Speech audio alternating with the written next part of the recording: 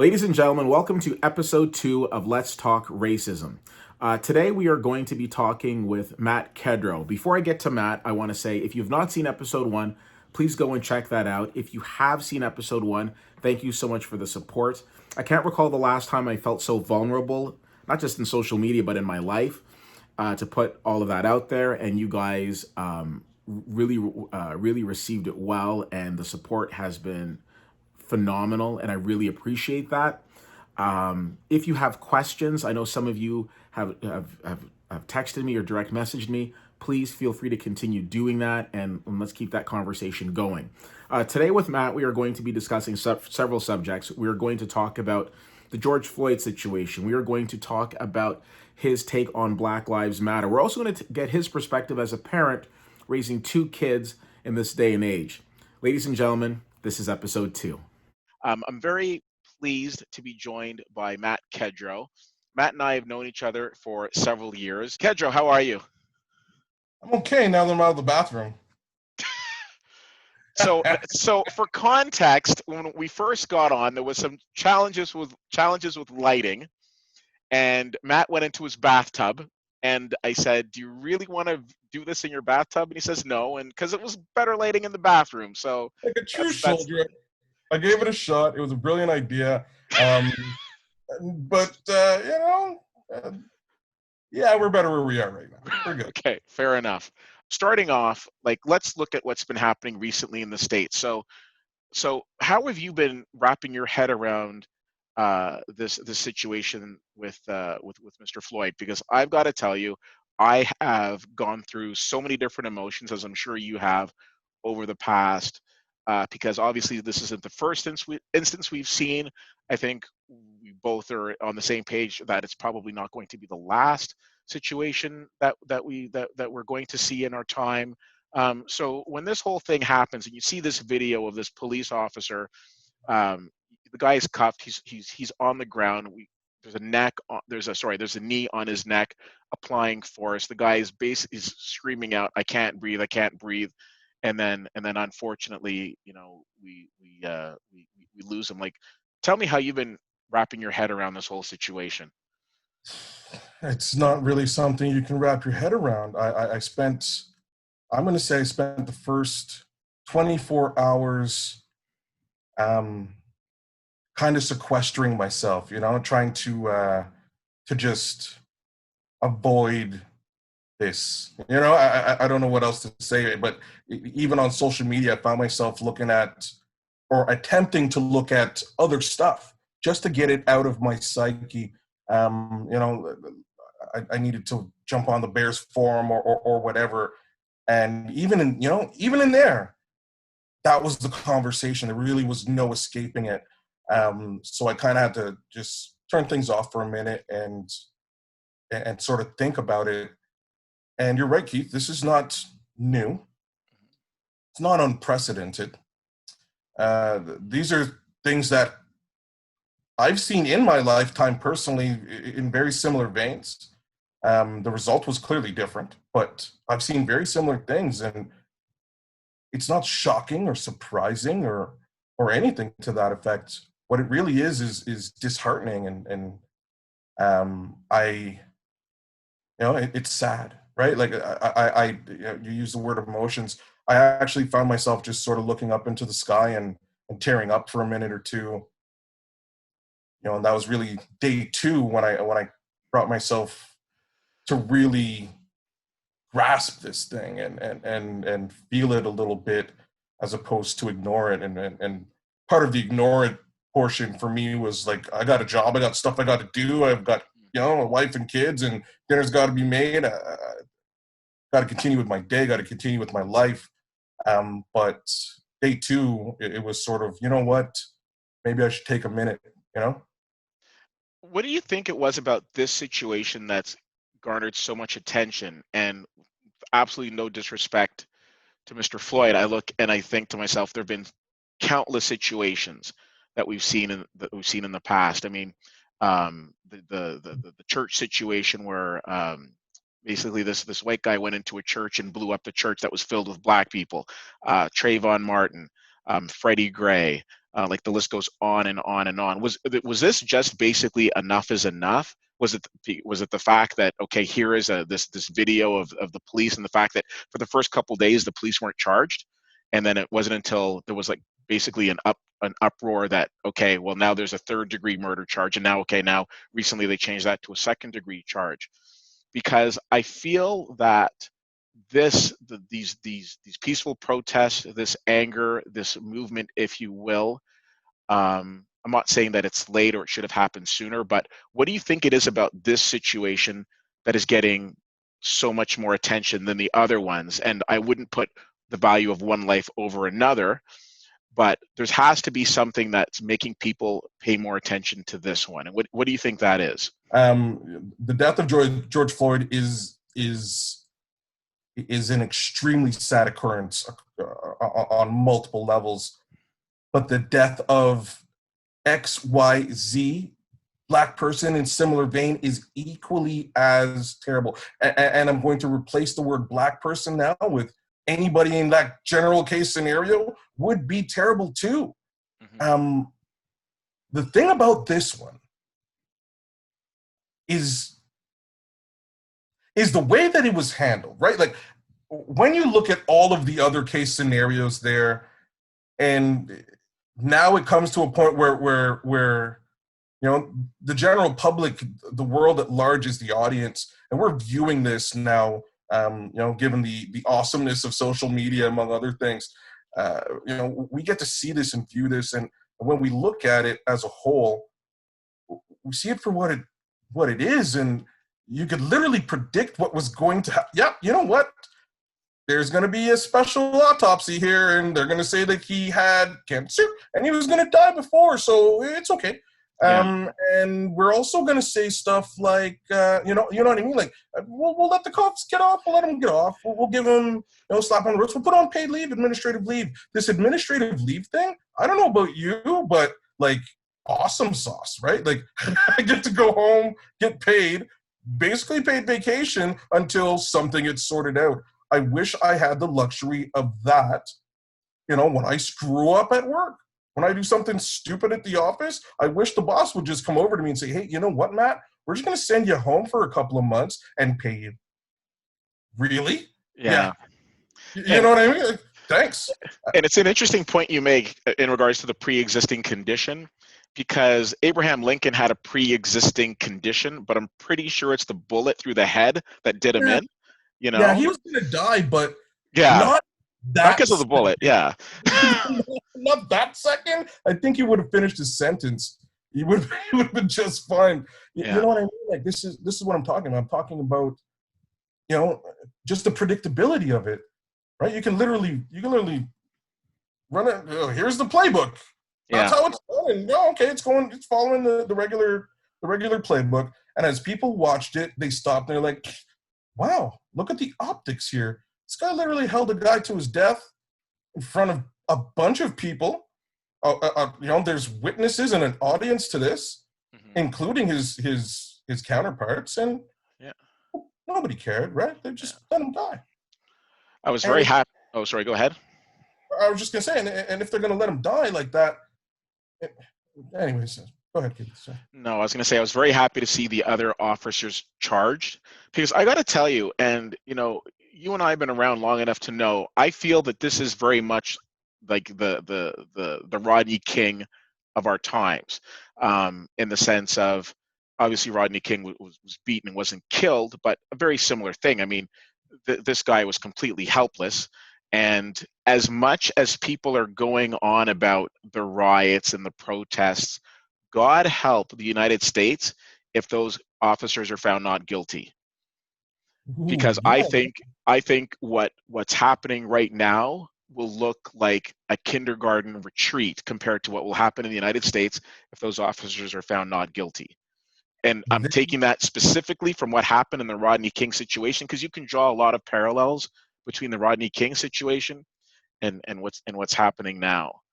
They're gonna throw the book at those guys. Those guys are gonna fry. I'm sorry. Like I know exactly what you're saying here, because that's really what fanned the flames to the Rodney King case scenario, right? Like that's that's what it was. It was all okay. Like these guys all got off of this situation, and I don't very similar situations to parallel. But at the end of the day, I believe they have to truly prosecute these guys and make an example out of them. If they don't, there's grander ramifications here, and I'm not talking about riots and looting. I'm talking about political ramifications for the guy who's running the show right now, right? Like that guy wants to stay in office. I understand his base is not necessarily like they may not look like George Floyd, but doesn't hurt to have the other votes now, doesn't it? Right? Like Yeah. he's going to want as many votes as humanly possible. We're getting close to November. Mhm. Those guys are going to fry. And I think the other thing too is that you make a very good point. I mean, unlike when the Rodney King situation went down, which I think was early '90s, if my timetable is correct, you are seeing people of all backgrounds and all ethnicities outraged at this situation. Now, you're seeing a lot of people that are very, very upset. There is, of course, the group that just that you know feels like, okay, this needs to go away, or I'm sure you've seen the posts as well where they're shooting down the sentiment of Black Lives Matter. One of the posts that I saw was once you start looting, you lose your argument. I've seen that. I know that here in Ottawa, there is a peaceful protest planned for tomorrow, and I've seen people who have come out and said, "Wait a second, we're supposed to be socially distancing. How can there be a protest? Like, does this mean I can like start this up? I can go to my softball game. I can do this. I can do that." So there's always going to be that group of people, and I'm sure there could be very well some of those people, like-minded people that who have that like mind that are watching this, is right now feeling that, okay, well, what's the big deal? I feel that we're in a moment right now where, and I think you and I agree on it, where this is a conversation that needs to be happening now, not like down the line, or not kind of push this under the rug. And I think that we're having a moment, so a reckoning of sorts, where people, I think to your point, are going to be held to task. And I think being a police officer is a difficult job, but I also think that there's a lot of ego that goes with it. And I think that, I know that you and I have both been in situations with law enforcement where we're in a situation where we're kind of scratching our head and saying, okay, why am I dealing with this situation right now? So I definitely think that there's a reckoning of sorts that's happening at this moment, where I guess probably one of the most accurate things that I've seen on social media recently was a quote that was attributed to Will Smith, that's saying that racism isn't getting worse; it's getting filmed, Yeah. and that's very accurate. It's a sad state of affairs. You and I are both tech guys. It's a sad state of affairs when on the iPhone there's a built-in shortcut feature where if you get pulled over by the police, you kind of click a button. It brings your screen dark, turns on your front-facing camera, one of the cameras. It starts recording, and then it sends it to somebody of your choosing, because that's what we have gotten to right now. It's an important feature. You touched on so many different things that I really should be commenting on, and I don't know where to start. We're going to start with Black Lives Matter. Like, what does that mean to you when you hear that saying, Black Lives Matter? What does that mean to you? Keith, this question is a question I really don't want to answer, but I'm going to. I don't. Here's what I'm going to say. I really wish that whoever's in charge of marketing for Black Lives Matter, if that exists, I wish they did a bit of a better job. Because my worry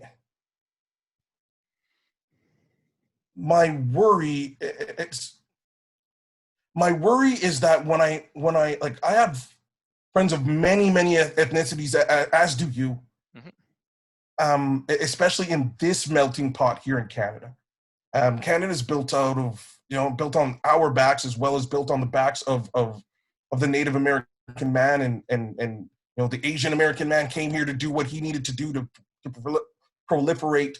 So did XYZ race. Everybody's come here into this melting pot. Everybody has their own stake and it's the same stake. The problem with Black Lives Matters is that as much as, let's say maybe a Latino wants to be a part of that, that branding is somewhat exclusionary. That's all I have to say about that. Okay. Now, as far as the movement itself is concerned, and the general sentiment as to what's trying to be done here, I'm 100%ly behind it. There's no questions there. But from a branding perspective, I wish the branding was more inclusive, because there's a bigger story to be told, and there are other allies that want to help us tell this story. And that's my only issue there. One of the memes that I've been seeing online lately is Canada is like the apartment above a meth lab. The nice bachelor apartment over the meth lab, which is quote unquote the United States of America. That's the joke. But really, Canada is kind of like a smaller meth lab with nicer drug dealers and maple syrup, and the hockey game is on. Like, that's the difference is not quite as the difference is not as large as people would think. People sort of sit down and say, you know what? Oh, there's no racism in Canada. That doesn't exist here. Good Lord. I think that's something we tell ourselves because it sounds good, and we don't want to kind of accept the fact that it does. I would say that it's a different kind. It might not necessarily be throw you on the ground and put your shin on your neck, but it definitely exists. And I think you and I could both fill an episode of this talking about our experiences. Now, in today's world, especially in Canada, it's much more subtle. My child generally doesn't have to deal with stuff like that, and like this new generation really doesn't see it up front and center. And what I have to say about this is that racism is truly a nuanced thing. You can discriminate against people as you see fit. You can. Everybody can. It's not a special talent, right? Like, we can all discriminate and stereotype against anybody. But like, to find a card carrying Nazi nowadays, it's pretty few and far between. Nobody wants to stand up like in our time or the time before and just be like, hey, straight up and down, I'm a racist. And you know what? I would respect that more, because I know exactly who to punch in the face. See, I got to say, I don't know if I agree with that, though, because I think back to what happened, I believe it was in Charlottesville, and you had straight up neo-Nazi white supremacists going at it and running people over with their cars. So if we're talking Canada and United States, I mean, you do have those factions in Canada, maybe not that we see necessarily here in Ottawa, Ontario, That's but my there, point. but I would also say, though, there are other communities where you very well may see them, like the communities that you and I probably don't frequent, right? So 100% you're going to see that. You're going to see that in the States. Do I think it's as in your face as in the States? No, but I wouldn't say that it doesn't exist. I don't mean that it doesn't exist, but it's hidden, right? Like, there's a conscious hiding of this now, right? It's not as upfront and obvious and plain as day as it was in our time. As a regular thing, somebody could and might just walk up to you and say, hey, I don't like you, N-word. Mm-hmm. You don't, Yeah, 100%. like, people don't do that anymore. People turn around and say, like, a little slight racist joke to their friend, and they go, "Ha, sorry, I can't include you in the joke, Keith, because you know what I mean." But they have the little side hidden snide situations now. It's harder to recognize, but to see the system behind it, that's not really hard to see at all. Now, one of the questions I want to ask you: you have two kids? Yep. How old are your kids? 19 and 17. So a lot of people are going to be watching this are parents, and some of them have small kids, some of them have older kids. How do you talk to your kids, like, about what's been going on in the news lately? Oh, well, my kids are older, Okay. and that helps a lot. To be honest with you, I speak with my kids no different than I'm talking to you right now. Okay, fair. Um, my kids have to understand, and, and I'm in a bit of a weird situation. It's different. So my daughter is white. It's my stepdaughter, but she's white. You know what I mean? Like Hmm. 100%. So I do my best to make sure that she understands how deep rooted the hatred for our people actually is, so that she can do what she needs to do to either speak against it or at the very least understand it and recognize it. Right? It's hard for just an average white person to understand because they don't live it. What's weird, again, in my situation, is she kind of lives it. Hmm. Right? She sees it every day. It's a bit different. Um, my son, on the other hand, you know, I truly give him as much tutelage as I can. I try to involve him in things that that don't make the world seem like it's built against him. And what's funny is that those are always the same things, right? Like for every parent, it's always the same stuff, right? It was the same for you as it was for me, and I made sure it's the same for my son. And what I mean by stuff like that is the first place where in this country I found that the color of my skin meant absolutely nothing was in sports, right? That was the first place. I knew that 100%ly, if I could kick the ball into the net more accurately than the guy standing beside me, I'm better than he is. Or at the very least, the playing field's a little bit more level, Hmm. right? That's where it happens. So with my son, I specifically made sure to put him into sports at an early age. Started him with soccer. He's with kids of all races. They're all playing. That's actually the thing I love the most about specifically soccer as a sport. It is such an ethnic sport, and I say ethnic because everybody plays this sport. I don't care what color you are. Everybody kicks the ball, like everybody does. It is a great means of integrating kids of different backgrounds, and getting them to cooperate as a team to really see the value of their fellow man. Moving him into football eventually, he got to see that on a grander scale, and he's now taken that and he's running with it, and he's running with it in basketball as well. And that camaraderie really eliminates the scrutiny that you might feel in a classroom, for instance, or another setting.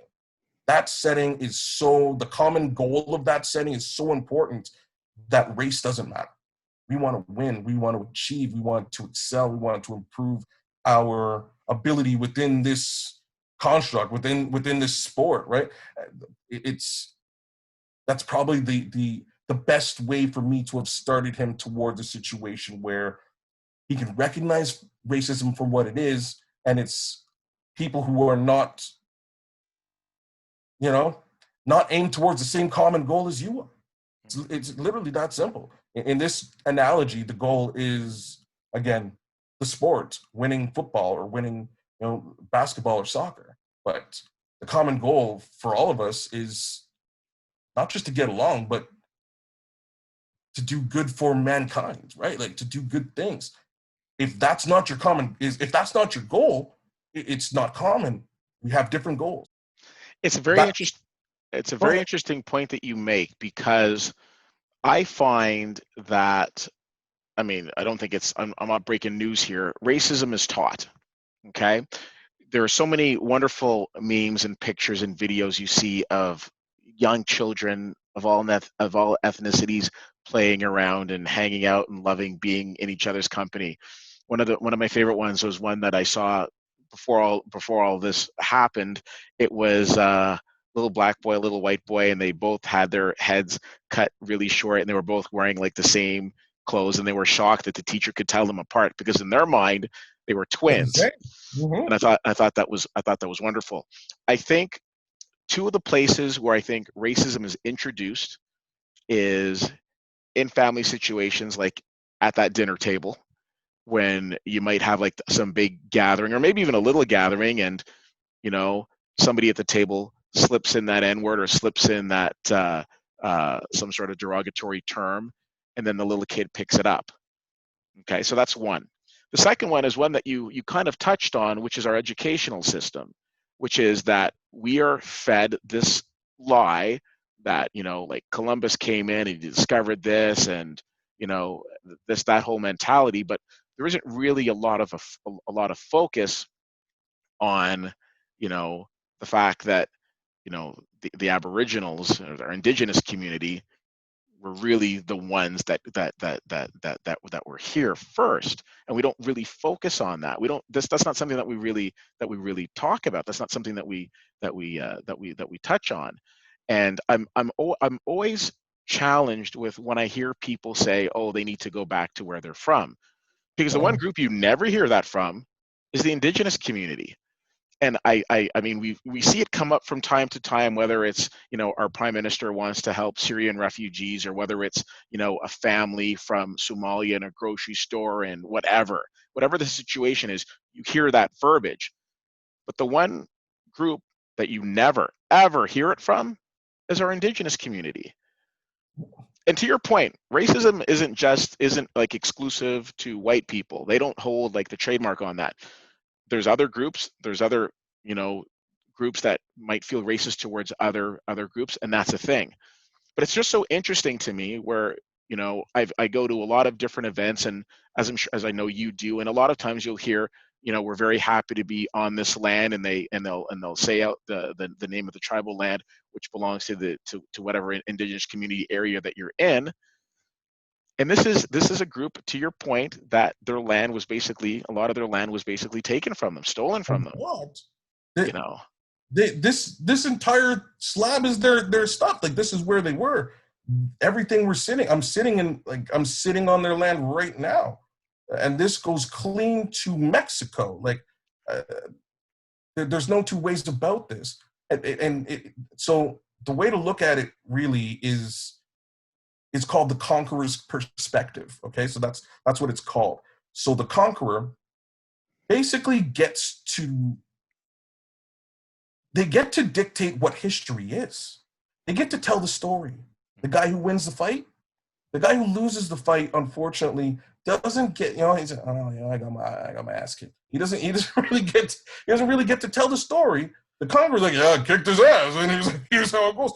So that's what we live in, and it's part and parcel as to why we didn't get to read about all the Black inventors that helped build all sorts of crazy things in history. There's so much Black history that we missed out on because we were being told about a guy who was lost at sea. Mm-hmm. You know what I mean? Like, that's what they focused on. And I don't know about all of these people who were here that I can actually identify with, right? I can identify with this person. That makes where I live more recognizable and friendly to me. Like, imagine that the year is 2020. People still fly the Confederate flag in the United States of America, and it's cool. There's Robert E. Lee schools. Imagine you had to wake up every morning to go to a school branded by a guy who wow. Yeah. That's the Washington Redskins, right? Like, these are things that baffle the crap out of me and make me stop and go, you know what? I don't know if any of this stuff is right. I don't know if any of this is going to work. I'm going to wake up on Monday. It's going to be the same anyways. Yeah. But the like, I have to talk about the Redskins. That name should be changed immediately. If the NFL wanted to do right now, wanted to make a gesture right now, it's not like they're a good team. Sorry, Skins fans, right? Like, just ixnay the name, call them the whatevers, and run it right now. Mhm. Rebuild. You're ready. You already suck. You're already rebuilding. What's the difference? You're clinging on to no, I'm serious. Sorry, the Bears ain't the greatest team either, except they're the greatest team ever. That being said, it's ridiculous that something like that is, hey, we'll throw $500 million to social justice, but we'll keep this racist ass name emblazoned as a part of our organization, brand it, put it on jackets. We're going to embrace this, but we'll slide $500 million over there just to, like, keep you guys quiet for a little bit. Oh, but Colin, don't kneel. Yeah, don't kneel. Like what I think you've been going through over the last little while, a lot of my friends who've not been going through what we've talked about tonight, who haven't had those similar experiences, are asking, like, what can they do to learn? What can they do to put themselves in a better position to understand some of the things that we go through? What would you say to those people? Yeah. Immediately, if we're talking about something specific, I would delve into that specific thing and give the advice that I can, as it pertains to that issue. But in general, I would say just shut up and listen. Shut the hell up and listen. That's it. If as an example, if I go into a seminar, you and me have been to quite a few technical seminars together. If we walk in the door and they're unveiling brand spanking new iPhone technology that's going to do X, Y, and Z, I can't sit in that room, as great an expert of of IoT and all of that I am, and tell these guys how that works, because I might not know, and then I look stupid. Right? Like, if I'm opening my mouth about the technology, I'm not in the know. I just might look dumb and say something dumb and this is what's really happening out there. This is literally what happened to Drew Brees. Drew Brees opened his mouth in a situation where he should have opened his ears.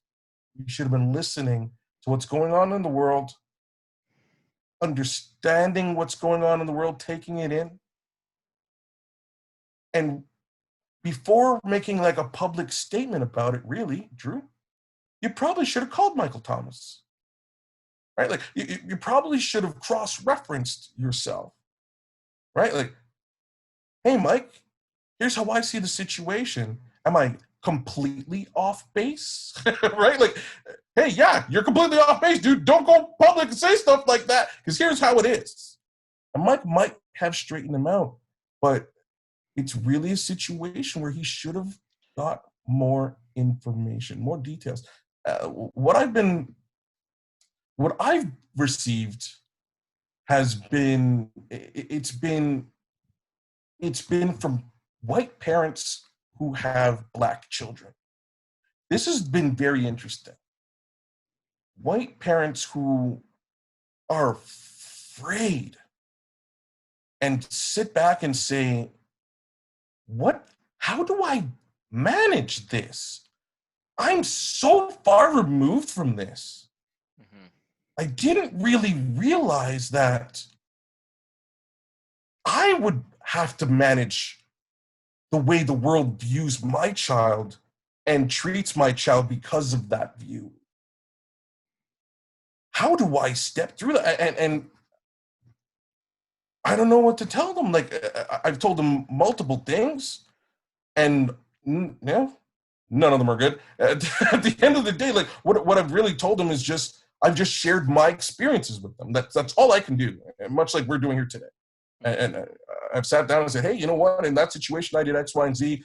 Here are the positive and negative ramifications from my life that I could share with you. And that's all I can do. I can't give any sort of infallible advice to anybody, but there is, it's the fear is palpable.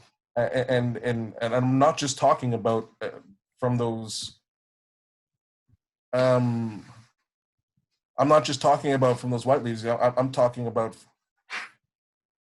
from everybody as far as it pertains to us, to our color.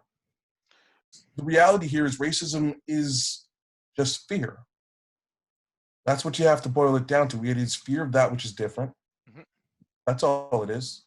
If you don't understand things that are different, generally you might make fun of it or make light of it or build walls against it, and to prevent it from infringing on your standard way of life.